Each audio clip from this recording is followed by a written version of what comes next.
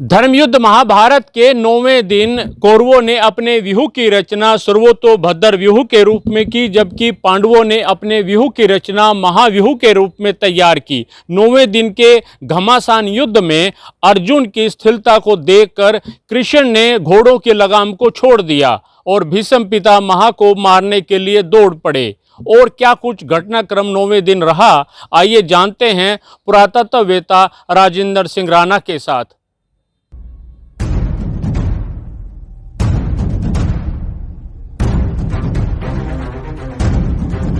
कुरुक्षेत्र की इस युद्ध भूमि में तुम्हारा स्वागत है। यदा यदा हि धर्मस्य ग्लानिर्भवति भारत अभ्युत्थानम् अधर्मस्य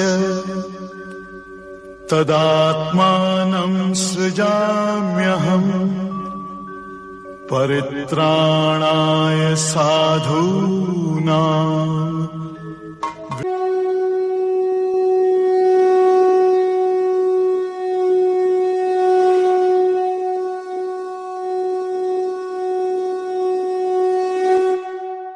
देखो, जब महाभारत युद्ध 9वें दिन में पहुंच गया तो 9वें दिन की व्यूह रचना मैं सबसे पहले जो पांडवों ने जो व्यूह रचना की वो महाव्यूह की रचना की।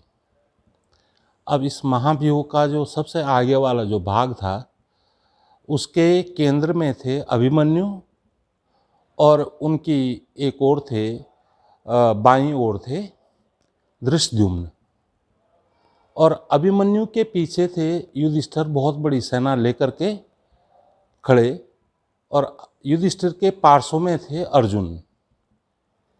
युधिष्ठिर के पीछे थे सात्यकी, उनके पीछे थे सहदेव, और सहदेव के पार्श्व में थे धृष्टद्युम्न एक तरफ और भीम और नकुल एक तरफ। अब सहदेव के पीछे के भाग में थे धृष्टकेतु और नकुल के पीछे के भाग में थे शिखंडी। तो ये तो व्यूह रचना थी उस दिन की, 9वें दिन की पांडवों की। ये व्यूह रचना की थी धृष्टद्युम्न ने, जो कि उनके सेनापति थे, पांडवों के सेनापति थे। अब इस व्यूह रचना का सामना करने के लिए जो कौरवों ने, भीष्म पितामह ने जो व्यूह रचना की थी वो थी सर्वतोभद्र व्यूह। सर्वतोभद्र व्यूह या सर्वतोमुख व्यूह भी इसको कहते हैं। एक बहुत बड़ा व्यूह होता था, तो जिसके स्वयं केंद्र में भीष्म पितामह थे और उनके दाएं भाग में थे कृतवर्मा। कृतवर्मा एक यादव वीर थे, और कृतवर्मा के भी दाएं भाग में थे शकुनी, और शकुनी के दाएं भाग में थे जयद्रथ। अब भीष्म पितामह के जो बाएं भाग में जो योद्धा खड़े थे वो थे कृपाचार्य, कृपाचार्य के बाएं में थे शल्य, शल्य के बाएं थे अंत में सुदक्षिण, और भीष्म पितामह के पीछे जो उनकी रक्षा कर रहे थे अपने भाइयों सहित दुर्योधन। दुर्योधन के दाएं भाग में जो थे राक्षस राज अलम्बुस थे, और बाएं भाग में श्रुतायु, ये भी एक बहुत बड़े महारथी थे। तो अब इस दिन का जब युद्ध शुरू होता है तो भीष्म को आगे करके, भीष्म तो थे ही आगे, सबसे आगे जो थे, तो कौरवों ने पांडव सेना पर भयंकर प्रहार किया। तो पांडवों ने भी उसके मुकाबले वो जवाब देने के लिए, अभिमन्यु आगे थे इस युद्ध के, तो अभिमन्यु ने भी अपना घोर पराक्रम दिखाया। तो कहते हैं कि उस दिन रणभूमि से इतनी धूल उठी कि एक बार तो लगता था कि सूर्य भी उससे आच्छादित हो गया। और अभिमन्यु ने उस दिन कौरव सेना पर ऐसा आक्रमण किया कि उसके बहुत सारे योद्धाओं को उसने मार डाला। जब अभिमन्यु को सहना मुश्किल हो गया कौरवों के लिए, तो दुर्योधन ने अलम्बुस जो राक्षस उसके पक्ष में था, तो उसके साथ लड़ने के लिए भेजा। अभिमन्यु के साथ। तो इन दोनों में बड़ा घोर युद्ध हुआ।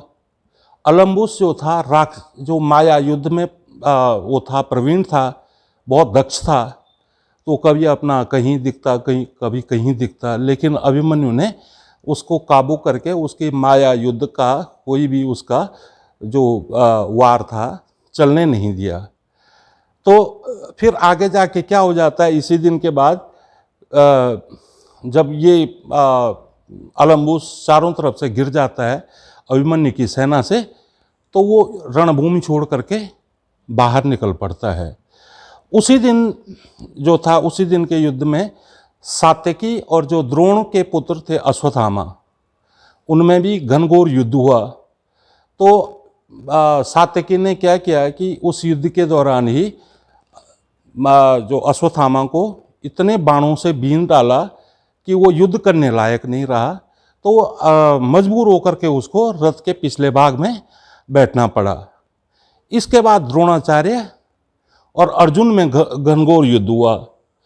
तो द्रोण की रक्षा के लिए कौन आए? त्रिगर्तराज, कांगड़ा के जो नरेश थे, सुशर्मा आगे आते हैं। तो जैसे ही सुशर्मा आगे आया तो अर्जुन ने त्रिगर्तों पर इतनी बाण वर्षा की कि उस दिन त्रिगर्त जो सुशर्मा के जो सैनिक थे, उसके जो सहायक जो राजा थे, वो बड़ी संख्या में अर्जुन के द्वारा मारे गए। तो इसी दिन का जो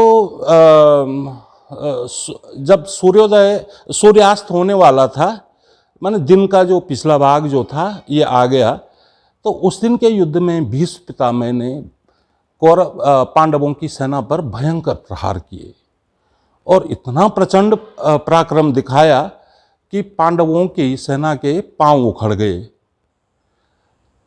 अब थोड़ा अर्जुन भी शिथिल पड़ गए, क्योंकि भीष्म पितामह का मुकाबला अर्जुन ही कर रहे थे।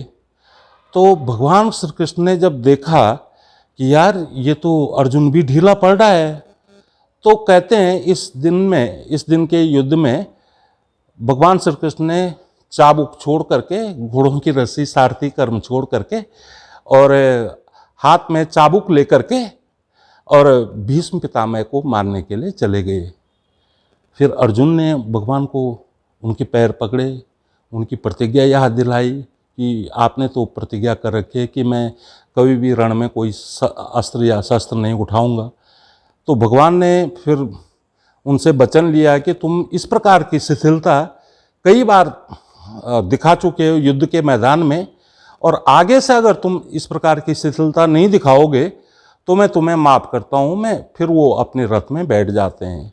तो इस प्रकार ये जो 9वें दिन का जो युद्ध था, इसमें भीष्म पितामह के पराक्रम की वजह से पांडवों को काफ़ी क्षति उठानी पड़ी और कौरवों का पलड़ा इस दिन के युद्ध में काफ़ी भारी रहा।